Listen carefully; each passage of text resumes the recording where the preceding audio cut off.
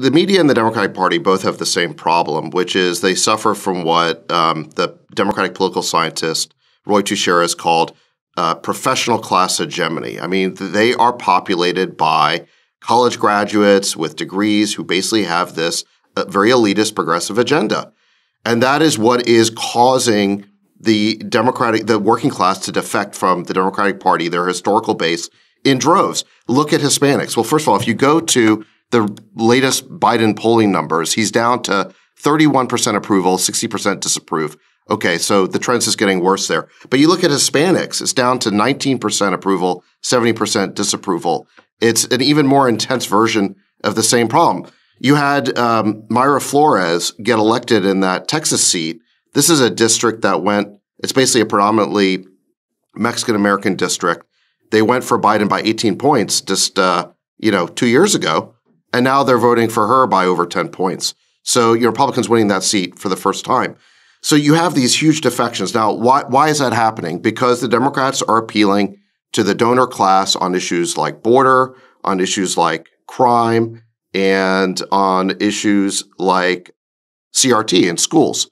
I mean, the working class people in this country, they don't want open borders. They want crime to be prosecuted and cracked down on. Yep. And they do not want an ideological education for their kids, okay? It's very simple. But that basically is why the Democratic Party is losing votes. Now, let me give you a couple other examples of the Democrats cynically appealing to this sort of donor class. So recently, there's an article about the Democrats have spent $44 million this election cycle basically running ads in favor of the crazy MAGA candidate in primaries. There's been a bunch of reports of this where in competitive Republican primaries, the Democrats will actually spend money on behalf of the sort of the more perceived crazy Republican, the MAGA crazy candidate, Trump, the MAGA the election denier and so forth, Yeah. because of the perception that they'll be easier to beat in the general. But I think this is a case of be careful what you wish for because, if we have a red wave in November, you're going to end up with more of these candidates basically winning.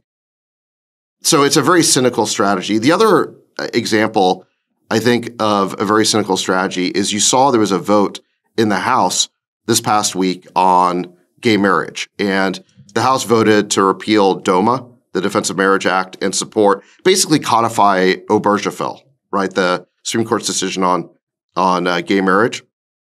Something like, 60 Republicans voted for it. Look, I would have liked to have seen more Republicans vote for this. I think it should be majority of the Republican Party should be voting for this.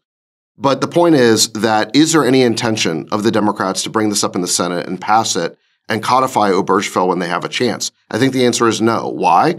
Because the Democrats would rather fundraise off this issue. The same thing was true about Roe. The Democrats had supermajorities in the Senate under Obama. They could have codified Roe. They never took the chance. Why?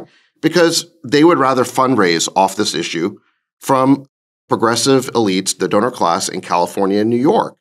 So this is why they're not going to codify. You really think that's the case? Absolutely. Obama said it on the record. Obama was asked, why will you not? He campaigned on codifying Roe v. Wade. And then very quickly into it, he was asked when he had the supermajority in both the House and the Senate, will you act on Roe v. Wade? He goes, no, it is not a priority anymore. That's a quote. It absolutely could have been codified, just like Obergefell could be codified tomorrow. The Senate could, look, there are 10 Republican votes. There are 10 Republican votes at least for this in the Senate. You have a filibuster-proof supermajority in the Senate who would support this. The same Republicans who supported the gun restriction bill that Biden just signed and that supported the infrastructure bill. You think they could codify abortion rights in this country right now if they wanted to? No. That moment has passed. That moment's passed. I'm not saying Republicans would never give women the right. No. Look, there's not a supermajority in the Senate anymore for codifying Roe. There is a supermajority right now for codifying Obergefell. Right. They could do that right now, and they're not.